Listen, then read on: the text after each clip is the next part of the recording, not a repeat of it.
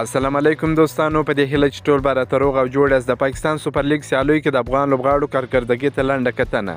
تېره ورځ د پاکستان سوپر لیګ پایلوبه د لاهور قلندرز او ملتان سلطانزۍ لوبډلو ترمنځ ترسره شوه چې لاهور قلندرز پکې په یوه منډه بریا خپله کړه او د دویم ځل لپاره د دغه لیګ اتله لوبډله شوه. په دغه لیګ کې یو شمېر افغان لوبغاړو هم برخه اخیستې وه چې دلته د هغوی کارکردګۍ ته لنډه کتنه کوم.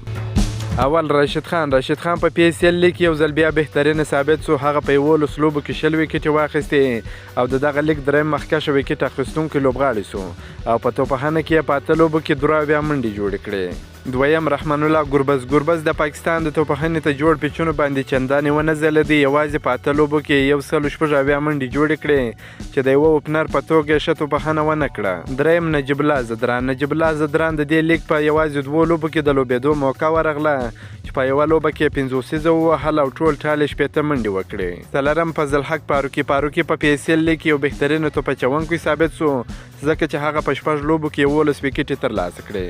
پنځم عظمت الله عمرزی په یاد لیګ کې بهترینه توپ اچونه ترسره کړه. هغه هم په 6 لوبو کې 10 ویکټې ترلاسه کړې او په 3 لوبو کې د توپخانې پر مهال یې 14 منډې جوړې کړې. شپږم مجيب رحمان په دغه لیګ کې چندانې ښه توپ اچونه ترسره نه کړه. په 7 لوبو کې یوازې 4 ویکټې ترلاسه کړې. اووم نوین الحق هم په دغه لیګ کې دومره ښه ثابت نه شو. په 4 لوبو کې 4 ویکټې واخیستې. اتم قیس احمد هم په دې سیالیو کې په 4 لوبو کې 7 ویکټې واخیستې او په توپخانه کې په 2 لوبو کې 26 منډې جوړې کړې. نهم اظهار الحق نوید هم په دغه لیګ کې برخه درلوده خو یوازې په 1 لوبه کې د لوبېدو چانس ورکول شو، کومه ویکټ یې ترلاسه نه کړه.